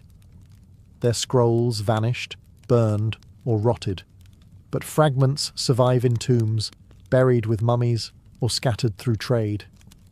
Whispered in ink on brittle papyrus, ancient Egypt's wisdom didn't vanish entirely. It just slipped between the cracks of history, waiting to be unrolled. Long before modern catalogues, Babylon had its own information empire, one built on bricks, stars, and divine order. While Ashurbanipal's library was the most famous, Babylon's own centres of learning stretched across temples, ziggurats, and royal courts. Here, Libraries weren't just collections of texts, they were cosmological blueprints, storing the secrets of gods, calendars, and kings. At the heart of Babylon's scholarly life were the temples of Esagila and Izida, home to priest-scholars known as Umanu. These men weren't just scribes, they were mathematicians, astronomers, healers, and astrologers, and their libraries were compact, durable, and incredibly specific. Clay tablets filled with lists, omens, rituals, and calculations were carefully stacked in clay jars or pigeonholed into walls like ancient filing cabinets. One of the most remarkable Babylonian contributions was the Enuma Anu Enlil, a vast collection of celestial omens. It recorded thousands of years of star and planet observations, linked with predictions about war, plague, or prosperity. These texts weren't simply academic. They were consulted before royal decisions, battles, and even coronations. In a world ruled by signs, these tablets were oracles. And Babylon didn't stop with astronomy. Their libraries contained mathematical texts that demonstrate complex geometry and early algebra. The Plimpton 322 tablet, for instance, contains trigonometric calculations that predate Greek mathematics by over 1,000 years. To modern scholars, it reads like the rough draft of a calculus textbook. Babylonian scribes used a system of colophons, tiny notes at the end of tablets that told you the scribe's name, the source, and sometimes warnings against stealing or misusing the knowledge. These weren't just records. They were intellectual property claims in the ancient world. But as Babylon passed from one conqueror to another, Hittites, Persians, Greeks, the libraries fell into decline. Many tablets were looted or broken, their fragments scattered in layers of rubble beneath centuries of dust. The dry climate preserved some, but most were buried and forgotten, until the 19th century excavations unearthed thousands of them. Even broken, these tablets spoke. In pieces no bigger than a palm, they held recipes, laws, spells, and the motions of stars. They proved that long before Aristotle or Euclid, the people of Mesopotamia had built a knowledge system both practical and poetic. Babylon's shelves may have crumbled, but its clay voices still whisper from the ruins. If knowledge had a capital in the ancient world, it was Alexandria. Founded by Alexander the Great and ruled by his successors, the Ptolemies, this Egyptian-Greek city became the beacon of ancient scholarship, and its heart was the great library of Alexandria. Built in the 3rd century BCE within the temple complex known as the Mouseion, a sanctuary for the Muses, the Library of Alexandria was more than a building. It was a dream, to collect every book, scroll, and scrap of knowledge the world had to offer. It wasn't a quiet room for local scholars. It was an intellectual empire. Under kings like Ptolemy the Pham and Ptolemy the Second, agents were sent across the Mediterranean to buy or copy scrolls from every port. Ships that docked in Alexandria were searched, and any scrolls on board were seized, copied, and stored. Even foreign works, Hebrew scriptures, Indian treatises, Babylonian astronomy, were translated into Greek. Estimates suggest the library may have held between 400,000 to 700,000 scrolls. These covered philosophy, medicine, engineering, poetry, botany, history, everything. Homer's works were edited here. Archimedes' ideas passed through its walls. Even Eratosthenes, the librarian, used it to calculate the Earth's circumference with remarkable accuracy. The library wasn't just about collection, it was about correction. Scholars here compared versions of texts, identified errors, and created the earliest critical editions. They preserved the best and questioned the rest. But Alexandria's brilliance also made it fragile. Fires, wars, and politics chipped away at its scroll-stuffed shelves. The first major blow may have come in 48 BCE, when Julius Caesar's forces, trapped in Alexandria's harbour, set fire to enemy ships, and accidentally ignited parts of the library complex. Later, as the Roman Empire solidified, Alexandria became a battleground of ideologies: pagan, Christian, Gnostic, and its library suffered. By the time of the Muslim conquest in 642 CE, it's unclear what remained. Some sources claim Caliph Umar ordered its destruction, saying, if the books agree with the Quran, they're redundant. If not, they're heretical. But historians debate whether the library had already vanished centuries before. What's certain is this: the Great Library is gone. Not a single scroll survives, and yet its legend persists, proof that the idea of a universal library was too powerful to burn completely. Alexandria became a symbol of what humanity once had, and tragically, what it lost. While Alexandria basked in fame, another city was quietly building a rival library, one that would challenge its dominance and revolutionize the very material of writing. That city was Pergamon, located in what is now modern-day Turkey. Under the rule of the Attalid dynasty in the 3rd and 2nd centuries BCE, Pergamon became a cultural powerhouse, and at its centre stood the Library of Pergamon.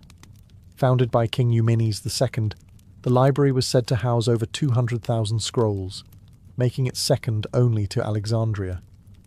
But it wasn't just about the numbers. Pergamon emphasised quality, carefully curated texts, pristine organisation, and a scholarly environment that nurtured philosophical thought, medical advancement, and historical documentation. And it had one critical advantage: parchment. Legend has it that when the Ptolemies of Egypt heard of Pergamon's rise, they banned the export of papyrus to starve their rival of writing material. Pergamon responded by refining the use of animal skin, pergamenum, or parchment. This wasn't entirely new, but Pergamon's scribes elevated it into a durable, reusable, and smoother surface, more resistant to moisture than papyrus. This technological leap changed everything. Scrolls became sturdier, longer-lasting, and eventually more portable. It was a pivotal moment in the evolution from scroll to codex, the precursor of the modern book. The Library of Pergamon wasn't just a depository, it was a scholarly hive. It attracted philosophers of the Stoic and Peripatetic schools and supported advances in medicine, including early surgical studies. Galen, one of antiquity's most famous physicians, was born in Pergamon and may have studied texts from the library itself. The competition between Pergamon and Alexandria created a kind of intellectual arms race. Scholars were lured with salaries, housing, and prestige. Rulers became patrons of erudition, and cities competed not in war, but in wisdom. It was, for a brief time, a golden age of collection and conservation. Eventually, Pergamon's scrolls would meet a strange fate. When Mark Antony married Cleopatra, he reportedly gifted Pergamon's library, scrolls and all, to Alexandria as a gesture of love. Whether this tale is truth or myth, it symbolises how closely tied these repositories of wisdom were to power, empire, and romance. Though Pergamon's library no longer stands, its legacy lives on in every bound book. Its parchment outlasted empires. Its scrolls may have been lost, but its innovations rewrote history, literally. While the Mediterranean world was trading scrolls and perfecting parchment, across the globe, ancient China was building its own literary empire, one rooted not in myth or firelight, but in bureaucracy, history, and an unwavering respect for the written word. The libraries of the Han Dynasty, 206 BCE, 220 CE, weren't just storehouses of knowledge. They were instruments of government, identity, and order. The Han emperors understood something vital. Whoever controls the records controls the narrative. So they created an imperial effort to collect, copy, and standardize texts. This was not just about preserving classics, it was about shaping culture. Confucianism had become the state ideology, and its foundational texts, like the Analects, Book of Rites, and Book of Documents, were meticulously curated and enshrined in imperial libraries. The most notable of these was the Imperial Library at Chang'an, the Han capital. Unlike the Library of Alexandria, it was not open to wandering scholars. It was a state archive, overseen by court historians, scholars, and scribes. Within its walls were not only literary works, but also census records, astronomical observations, maps, legal codes, and genealogies. Every stroke of ink on bamboo strips or silk scrolls was backed by the weight of empire. One of the most influential librarians in history emerged from this system. Liu Xiang, a Han scholar tasked with organizing the imperial collection. He didn't just catalogue books, he edited and annotated them, often deciding which versions of texts would survive. His son, Liu Xin, continued the work and developed one of the earliest classification systems, grouping texts into 6 major categories: classics, philosophy, poetry, warfare, medicine, and divination. These efforts were not without risk. During the preceding Qin dynasty, the infamous burning of books and burying of scholars had wiped out thousands of ancient works. The Han knew the stakes. Their libraries were an act of recovery, a cultural resurrection from ashes. But the format was fragile. Early texts were written on bamboo slips tied together with string, vulnerable to fire, mould, and time. Others were inked onto silk, delicate and costly. Still, thanks to the Han, a great portion of China's classical heritage was salvaged. The imperial libraries were less mythologized than Alexandria, but in practice, they may have preserved far more. In China, the pen didn't just rival the sword, it archived it. As Buddhism spread across Asia, so did something else: libraries. Temples became more than places of prayer. They evolved into archives of thought, havens of scholarship, and fortresses of fragile wisdom. From India to China, Tibet to Japan, the Buddhist world built repositories that treated books not as tools, but as sacred objects. The tradition began in India, where early Buddhist texts, sutras, were memorized orally by monks. But as the canon expanded, so did the need to write it down. Palm leaf manuscripts were inscribed in ink, tied with string, and wrapped in silk or cloth. The monasteries that housed these texts weren't just spiritual centres, they were the ancient world's safe houses for learning. In Nalanda, a massive monastic university founded in the 5th century CE, thousands of monks studied and copied texts on philosophy, logic, medicine, astronomy, and language. Nalanda's library was said to hold hundreds of thousands of volumes. According to tradition, it was divided into 3 buildings: Ratnasagara, Ocean of Jewels; Ratnadadi, Sea of Jewels; and Ratnaranjaka, Delight of Jewels, each housing increasingly rare and sacred works. Nalanda's library burned for months when it was destroyed by invading forces in the 12th century. The flames didn't just consume paper, they devoured generations of thought, debate, and spiritual insight. Meanwhile, in Tibet, Buddhist libraries took on an even more mystical role. Texts were often engraved onto wooden printing blocks or preserved in hand-copied manuscripts. Entire rooms were filled with kangyur, the Buddha's words, and tengyur, commentaries, wrapped in cloth and stored horizontally in shelves built into monastery walls. Each manuscript was a relic. To copy one was an act of devotion. In China and Japan, Buddhist libraries adopted local innovations. The invention of woodblock printing in China allowed for the mass production of sutras, and Japan's Ishiyamadera Temple became a hub for storing thousands of scrolls. Monks often buried sacred texts in stone containers, sutra mounds, to protect them from war or decay, believing the words would emerge again in a future, more enlightened age. In the Buddhist world, libraries weren't just places, they were acts of compassion. Preserving a text was preserving the Dharma. Shelves were altars. Ink was prayer. These sacred libraries may have been quiet, but their influence resonated across continents, carrying peace, logic, and enlightenment, one manuscript at a time. When we imagine ancient libraries, we often think of scrolls and parchment, temples and marble. But across the oceans, in the Americas, civilizations were building their own repositories of knowledge. Fragile, beautiful, and largely destroyed before they could be studied. What we lost in the Maya, Aztec, and Inca libraries is not just text, it's an entire world view. The Maya were among the most literate pre-Columbian cultures. They developed a complex writing system of glyphs, combining logograms and syllables, used to record astronomy, rituals, history, and cosmology. Their books, known as codices, were made from bark paper covered in white lime and folded like a screen. These codices were painted in vibrant colours, filled with precision and symbolism, and stored in temple vaults and royal libraries. At their peak, the Maya likely possessed hundreds, if not thousands, of codices. But when the Spanish arrived, most were declared heretical and burned by missionaries. The most infamous case was Bishop Diego de Landa, who ordered vast quantities of Maya books destroyed in 1562. He later wrote, "We found a large number of books in these characters, and since they contained nothing in which were not to be seen as superstition and lies of the devil, we burned them all." Only 4 Maya codices survive today. The Aztecs, too, maintained vast archives of amoxtin, books written on deerskin, agave fibers, or bark paper. These included calendars, tribute records, histories, and myths.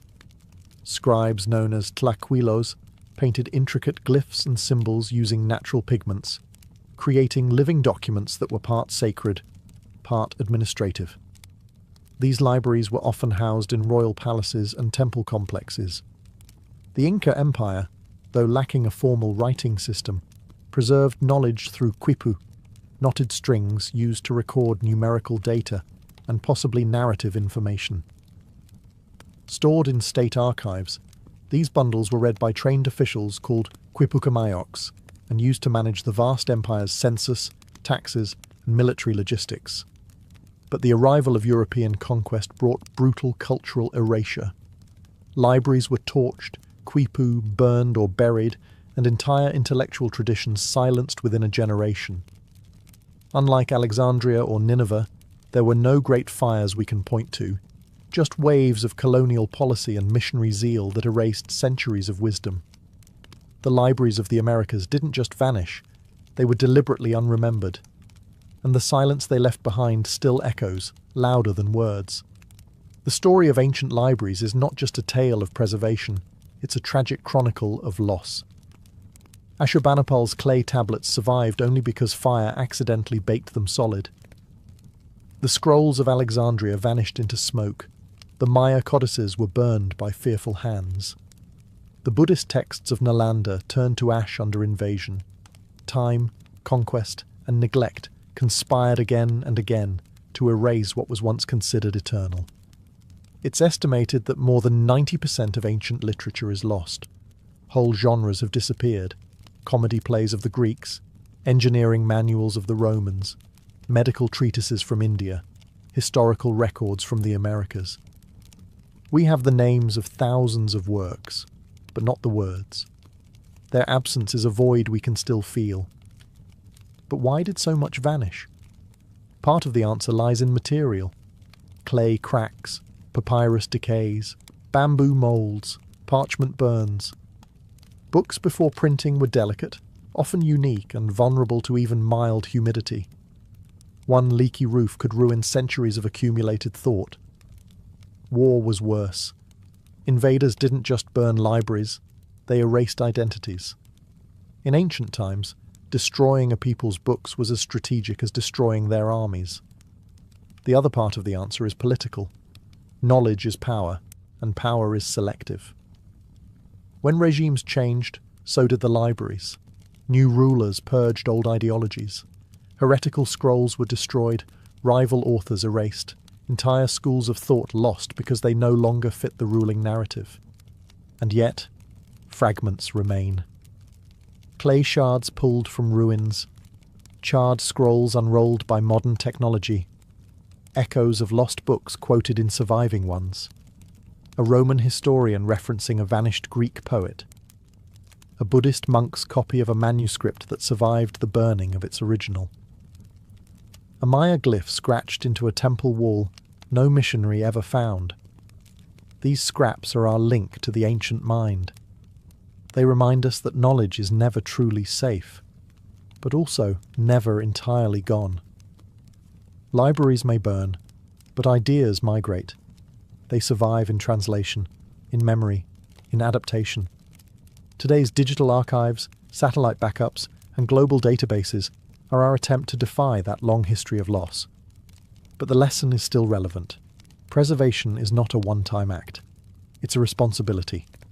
And every time we open a book, ancient or modern, we're helping ensure that memory, once nearly extinguished, continues to burn. Rapa Nui, better known to the outside world as Easter Island, sits in the middle of the South Pacific, over 2,000 miles from the nearest continental shore. Isolated, windswept, and hauntingly quiet, the island measures only about 63 square miles, but it holds one of the greatest enigmas of ancient engineering, the Moai statues. There are nearly 1,000 of them, towering stone figures with heavy brows, long noses, and pursed lips, all standing or fallen across the island. Most face inland, their backs turned to the sea, as though watching over the land. Many are half buried in the earth, their full bodies hidden beneath centuries of soil. Others lie in quarries, partially carved, abandoned mid-creation. Their very presence provokes wonder, awe, and 100 unanswered questions. Why were they built? Who carved them? How were they moved? And why did the people who created them eventually stop? These are the mysteries that have haunted explorers, archaeologists, and storytellers for generations. To outsiders, Easter Island seemed like a riddle frozen in volcanic stone. But to the Rapa Nui people, the island is no mystery at all. It's home. The Moai are not relics of a lost civilization. They are their ancestors. Though the first written accounts came from Dutch explorer Jacob Roggeveen in 1722, the history of the island stretches back centuries earlier, when Polynesian voyagers, navigating by the stars and waves, first settled this remote paradise. They named it Rapa Nui, meaning Great Rapa, and built a society rooted in deep spiritual tradition, clan identity, and a sacred connection between the living and the dead. The Moai were carved not as idols to be worshipped, but as living vessels of ancestral mana, spiritual energy. Each one represented a deified chief or important ancestor, standing watch over their descendants. The statues weren't just art. They were guardians, mediators between the heavens and the soil. But time, like the sea, is relentless. By the time European sails appeared on the horizon, the island's society had changed. The statues were toppled, the forests were gone, and what remained was a whisper of what once stood tall.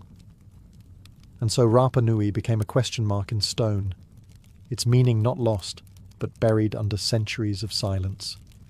Long before the Moai stood sentry over the island's hills, the land was untouched, lush, forested, and silent, with only the cries of seabirds echoing over its volcanic slopes. Then, sometime between 800 and 1200 CE, a fleet of Polynesian canoes arrived. These voyagers, masters of the ocean, had navigated thousands of miles using nothing but the stars, ocean swells, and the flight patterns of birds. They came from the Marquesas or Mangareva, bringing with them not just people but pigs, chickens, taro, bananas, and sweet potatoes. Everything needed to build a new world. To land on Rapa Nui was to touch the edge of the earth. It is one of the most remote inhabited islands on the planet, and yet these settlers brought with them a fully formed culture, elaborate social structures, oral history, deep spiritual beliefs, and a tradition of monumental stonework. Over time, the island was divided into clans, each controlling different territories, and each anchored by a sacred ancestor figure, an idea that would soon be immortalized in stone. The early Rapa Nui people thrived. Archaeological evidence shows they built villages, cultivated crops in rock gardens to trap moisture, and raised chickens in stone enclosures. Their society was highly organized, ruled by ariki, chiefs, who wielded both political and spiritual authority. Life on the island revolved around the worship of ancestors, who were believed to influence everything from harvests to weather. This ancestral reverence would eventually manifest in the most iconic way possible, the carving of the Moai. It's important to understand that Rapa Nui was not a lost or primitive culture. It was deeply sophisticated, adapted to its harsh and limited environment, and built on a strong sense of continuity between the living and the dead. the settlers brought more than tools. They brought meaning. And it was this spiritual worldview that shaped the decision to begin carving giants.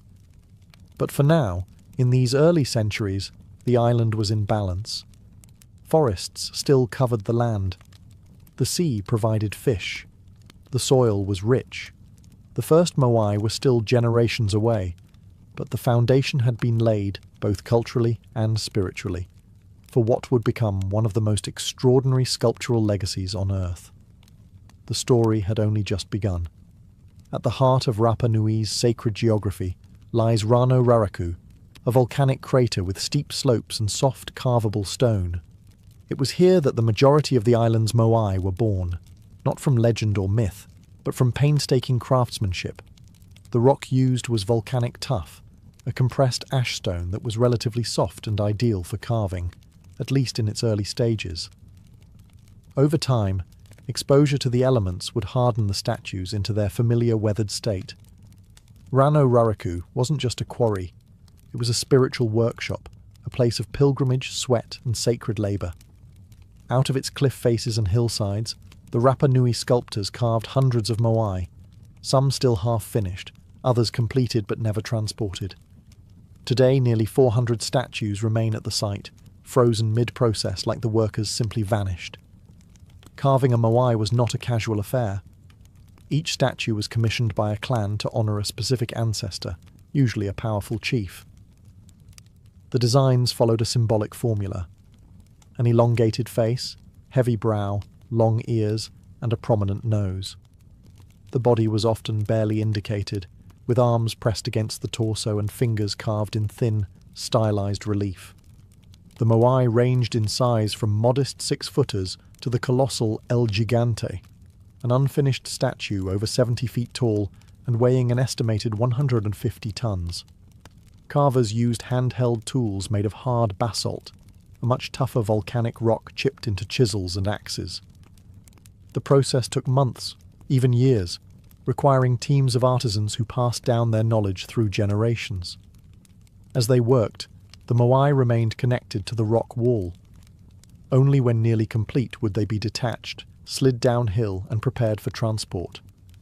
What makes Rano Raraku so haunting today is the sheer number of statues still embedded in the earth. Many appear half-buried, but in fact they are full-bodied figures whose lower halves have been swallowed by soil over centuries of erosion.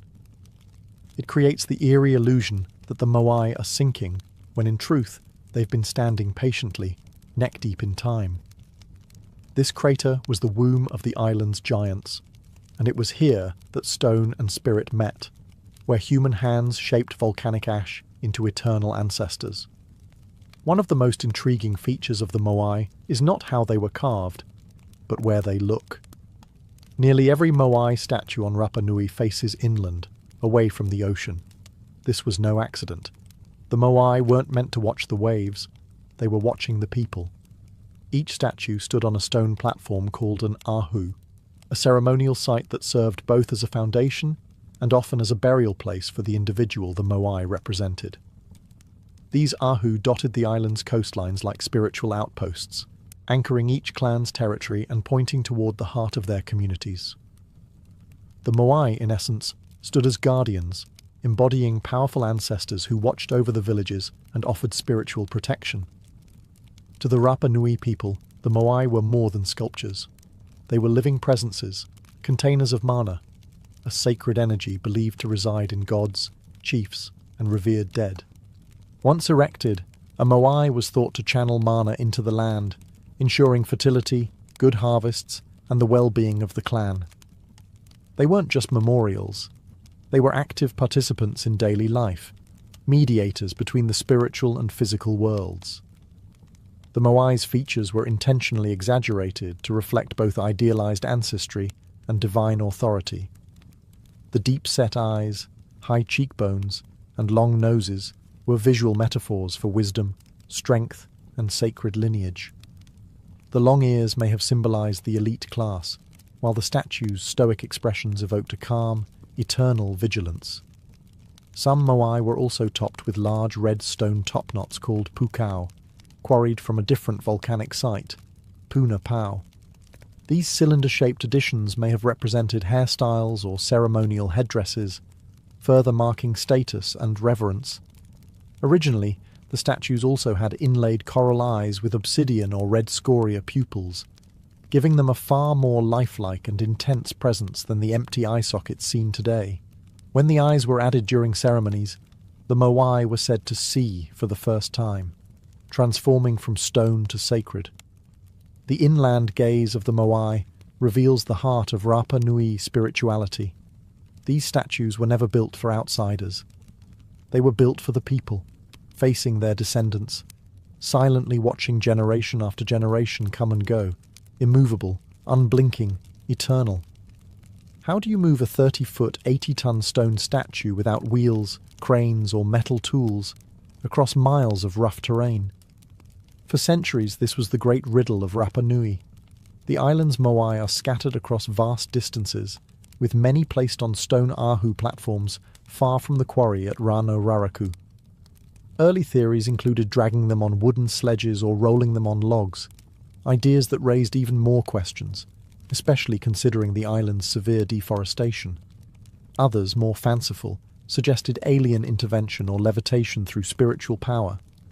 But the true answer may lie in the island's own oral history.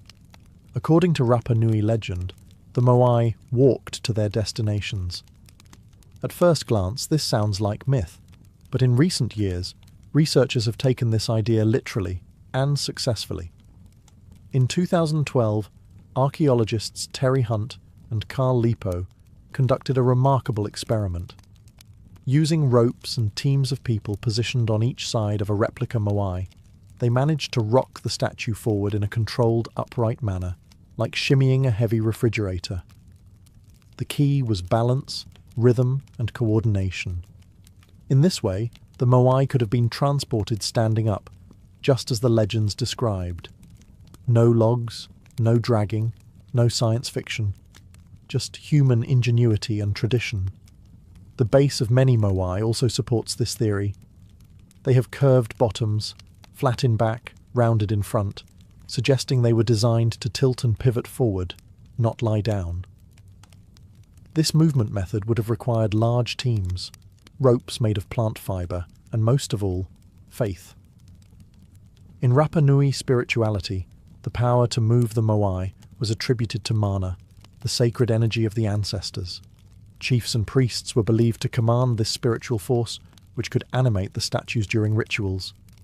So while engineers see physics, the Rapa Nui saw the divine at work. In truth, both were right. Transporting moai was not merely an engineering challenge, it was a ceremonial act, a public performance of unity, devotion, and ancestral connection. The moai didn't move by magic. They moved because people believed they had to. And in that belief, Rapa Nui's greatest engineering marvel was not stone. It was human cooperation driven by spiritual purpose. As centuries passed, the building of moai didn't slow down. It accelerated. The early harmony of Rapa Nui's clans gave way to increasing rivalry, as each group sought to honour its ancestors with larger, more imposing statues. What began as spiritual tribute gradually evolved into a competitive tradition of monumental pride. Clans vied for dominance not through warfare, but through stone craftsmanship. Bigger moai meant more mana, more prestige, and a stronger claim to ancestral power. Each clan sought to outdo the others, erecting taller statues, adding new features, and developing more elaborate ceremonial platforms. The race wasn't just about size, it was about spiritual superiority. This competition led to significant innovations. The introduction of pukau, large red stone top-knots carved from the volcanic stone at Puna Pau, added both height and symbolic weight. These top-knots, some weighing up to 12 tons, may have represented hairstyles worn by high-ranking chiefs or sacred headdresses, visual reminders of divine favour. Moai design also evolved. Early statues were relatively short and wide, but over time they grew slimmer, more angular, and dramatically taller. Some of the later moai exceeded 30 feet in height, towering over villages like ancestral titans. But this escalation came at a cost. To support the growing construction efforts, the island's forests were cut down, timber possibly used for food cultivation, fuel, building canoes, and, according to older theories, statue transportation. As tree cover vanished, soil erosion worsened, agricultural yields declined, and freshwater sources became harder to manage. The very resources that supported the Moai culture were slowly being exhausted, and yet the people didn't stop. Instead, they carved more statues, larger ones. They dug deeper into spiritual traditions, hoping the ancestors would restore balance. But the balance was already tipping. As the island's ecology deteriorated, tensions between clans began to simmer. Competition turned to resentment. The collaborative spirit that had once moved giants was cracking under the strain of survival. The golden age of Moai building had become a burden. But to stop building was unthinkable. The Moai were more than symbols. They were the heartbeat of Rapa Nui's identity. So the islanders continued, carving devotion from stone, even as the earth beneath them thinned. A spiritual arms race was underway, and no one could afford to lose. By the 17th century, the unthinkable had happened. Rapa Nui was unravelling. The very system that had once unified the island, ancestor worship through Moai construction, had pushed its resources to the breaking point. The forests were gone.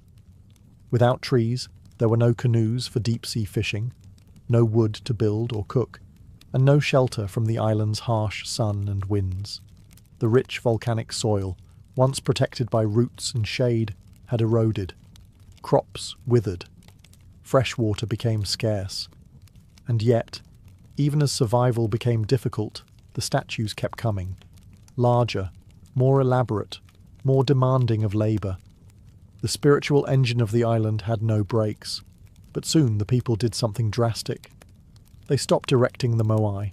Some statues were abandoned mid-transport, left lying along ancient roads like forgotten giants. Others were half-finished at the quarry, their chisels frozen in time. The spiritual arms race had reached its limit. The ancestors could no longer provide what the earth could not sustain.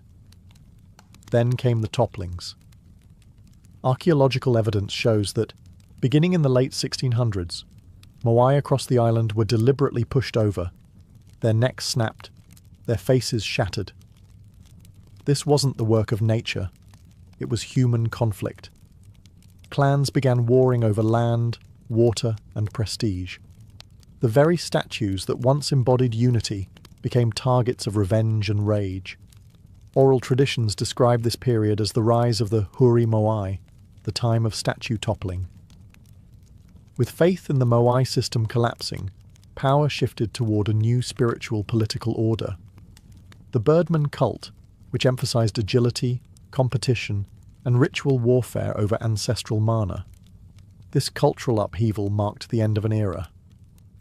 By the time the first European visitors arrived in 1722, they found an island society vastly different from the one that had carved the Moai. None of the statues were standing on their platforms. The once vibrant spiritual system was broken, and the people were struggling to survive in a deforested, divided land. The downfall of Rapa Nui wasn't caused by a single event. It was a slow-motion collapse, triggered by environmental exhaustion, social competition, and a spiritual system that couldn't adapt quickly enough. What remained were toppled gods in stone, staring up at the sky, as if asking how it all went wrong. When Dutch explorer Jacob Roggeveen arrived on Easter Sunday in 1722, he found a society that had already endured collapse. The Moai stood toppled. The forests were gone. The Rapa Nui people were few in number, thin, wary, and weathered by generations of hardship. Roggeveen's men noted the statues and the barren landscape, but failed to understand the civilization that had created them. And then the outsiders kept coming. Over the next 2 centuries, European contact brought devastation to Rapa Nui. Whalers, missionaries, traders, and slavers arrived, each leaving their own mark, and most of them erasing more than they recorded. In 1862, Peruvian slave raiders kidnapped nearly 1,500 Rapa Nui people, including the high chiefs and scribes. only a handful ever returned. Along with them came smallpox, which spread like fire among the survivors. Worse still was the arrival of Christian missionaries who sought to civilize the islanders. They banned traditional rituals, destroyed sacred carvings, and forced conversions, often replacing Moai-centered spiritual life with imported European practices. The oral traditions that had preserved the island's history for centuries were suppressed, and a written language, Rongorongo, possibly the only indigenous script in Oceania, was all but lost. By the late 19th century, the island's population had fallen to just over 100 people. Colonial powers carved up Rapa Nui's land and leased it as sheep pasture, fencing off ancestral sites and confining the Rapa Nui people to a small corner of the island. Even their ability to access the Moai was restricted. The statues, once living symbols of family and power, became silent monuments, neglected, looted, or treated as curiosities for foreign explorers and collectors. European archaeologists removed statues, ceremonial items, and even human remains, shipping them to museums in London, Paris, and Santiago. Some Moai were cut at the base and taken whole, now displayed thousands of miles from their sacred homes.